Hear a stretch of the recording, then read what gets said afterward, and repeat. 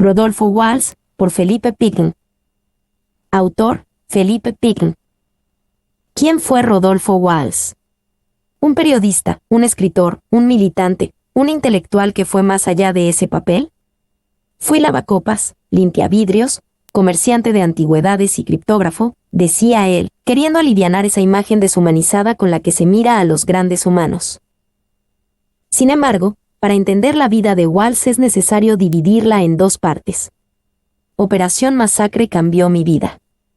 Haciéndola, descubrí, además de mis perplejidades íntimas, que existía un amenazante mundo exterior, dijo el hombre, refiriéndose al libro que inició el movimiento periodístico literario de la novela testimonial. Después de la frustración por la impunidad de la que gozaron los autores de los fusilamientos, Walsh ya no piensa en pedir justicia, sino observar que, además de permitir obtener datos y establecer la mecánica de sucesión de ciertos hechos, la investigación se ocupa de hechos límites que movilizan y ponen en cuestión compromisos, actos, ideas. La masacre de José León Suárez fue la perfecta culminación de un sistema. El caso Rosendo García desnuda la esencia del bandorismo. El asesinato de Satanovsky proyecta luz sobre el funcionamiento de los servicios de informaciones y su conexión con los grandes diarios, dirá Osvaldo Aguirre. Walsh se había criado en el seno de una familia conservadora, de ascendencia irlandesa. Estudió en un colegio de monjas irlandesas y fue interno en una congregación de curas también irlandeses. Tengo una hermana monja y 2 hijas laicas, se reía. A los 17 años comenzó a trabajar en la editorial Hachette como traductor y como corrector de pruebas, y a los 20 comenzó a publicar sus primeros textos periodísticos. En 1953 publicó su primer libro de cuentos, Variaciones en Rojo, con el que había ganado el Premio Municipal de Literatura de Buenos Aires.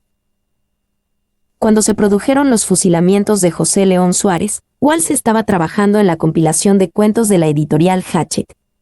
Una tarde de 1956, jugando al ajedrez en un bar de La Plata, escuchó la frase: «Hay un fusilado que vive». Nunca se le fue de la mente.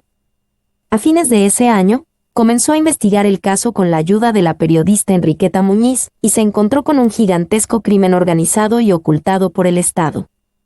Walsh decidió recluirse en una alejada isla del Tigre con el seudónimo de Francisco Freire y con la única compañía de un revólver.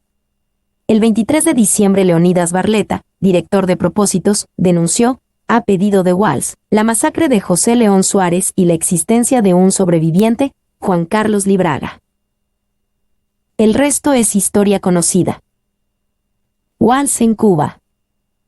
Antes de partir a Cuba, publicó el caso Satanovsky, en donde evidenció que matones de la Zaida asesinaron al abogado Marco Satanovsky debido a oscuros intereses, en torno a la propiedad del diario La Razón.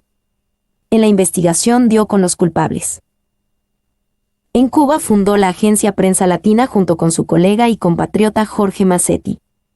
Había decidido que no sería nunca más un simple observador privilegiado del mundo, sino que quería formar parte activamente de él. Como jefe de servicios especiales en el Departamento de Informaciones de Prensa Latina, usó sus conocimientos de criptógrafo aficionado para descubrir, a través de unos cables comerciales, la invasión a Bahía de Cochinos, instrumentada por la CIA. A Cuba fue Walsh a respirar un poco de aire libre. Sus experiencias amorosas con prostitutas cubanas fueron para él también actos de liberación. Después de vestirnos le digo, ¿cuánto es? Porque ella tiene que seguir trabajando y ella dice, lo que quieras. Pero cuando le doy 5 pesos se sonríe un poco y dice, tampoco. Entonces invento cualquier argumento, porque no estoy resuelto a darle más, porque ahora no quiero ser engañado. Ya la jauría del remordimiento y la vergüenza galopa a mis espaldas. Apenas salimos me desahogo de ella lo más pronto que puedo, y es entonces cuando empiezo a preguntarme si me habrán visto, si ella era linda o era un monstruo, y qué habrían dicho en la agencia si me vieran con una muchacha tan negra. Sí, me siento culpable de este gran acto de liberación. Walsh escritor.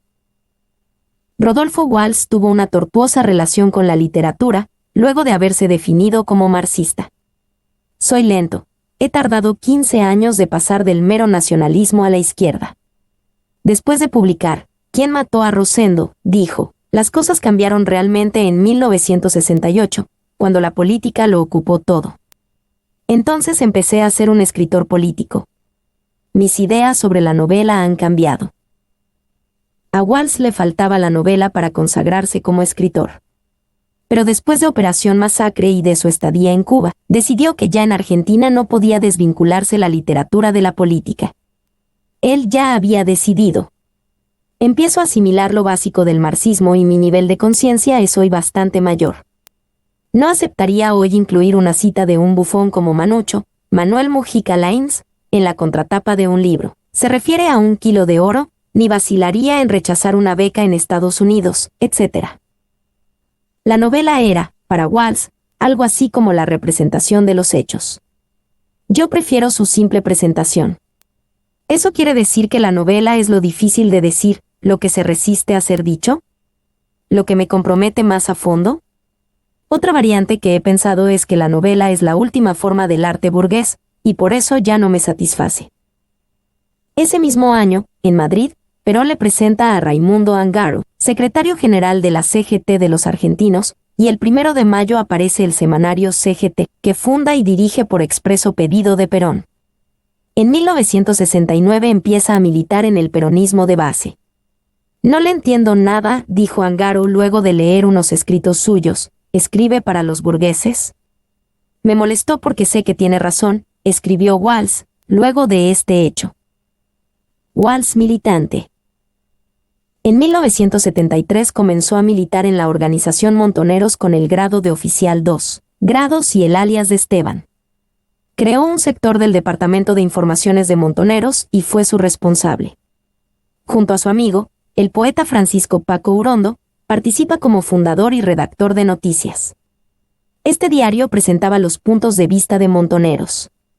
A principios de 1974, dejó constancia por escrito de sus diferencias de concepción, tácticas y estrategia con la cúpula de Montoneros, en un último intento de cambiar el rumbo, que, de seguir así, llevaba a una segura derrota. No fue escuchado. Nosotros le decíamos traidores a ellos, a los Bande, a los Matera, a los Remorino. Pero los traidores éramos nosotros. Porque Perón siempre los apoyó a ellos. Bajo el golpe de Estado encabezado por Jorge Videla, creó la agencia clandestina de noticias, Ancla. Reproduzca esta información, hágala circular por los medios a su alcance, a mano, a máquina, a mimeógrafo, oralmente. Mande copias a sus amigos, 9 de cada 10 las estarán esperando. Millones quieren ser informados. El terror se basa en la incomunicación. Rompa el aislamiento. Vuelva a sentir la satisfacción moral de un acto de libertad. Derrote el terror. Haga circular esta información. El 29 de septiembre de 1976 murió en un enfrentamiento su hija Vicky. Tenía 26 años, una hija y era militante de Montoneros. Murió también su amigo Paco Urondo en Mendoza, perseguido por fuerzas militares conjuntas. El 24 de marzo, al cumplirse un año de la dictadura, envió su famosa carta abierta de un escritor a la Junta Militar a las redacciones de los diarios. Nadie la publicó. El 25 de marzo, entre las 13:30 y las 16, Walsh fue secuestrado por un grupo de tareas de la ESMA, comandado por el oficial de inteligencia García Velasco. Sobrevivientes de la ESMA le acercaron a su hija Patricia Walsh una versión de lo sucedido. Según esa versión, Rodolfo debía ser tacleado por el oficial de Marina y ex-rugby Alfredo Astiz, quien falló en su intento. Esto generó una momentánea confusión que permitió a Rodolfo gatillar el revólver calibre 22 que guardaba en la entrepierna. Así hirió a uno de sus agresores, que quedó rengo. A fines del 77 ese hombre fue galardonado con una medalla en una ceremonia secreta de la ESMA. El 25 de marzo de 1977 asesinaron al hombre que decidió para siempre ser fiel al compromiso de dar testimonios en tiempos difíciles.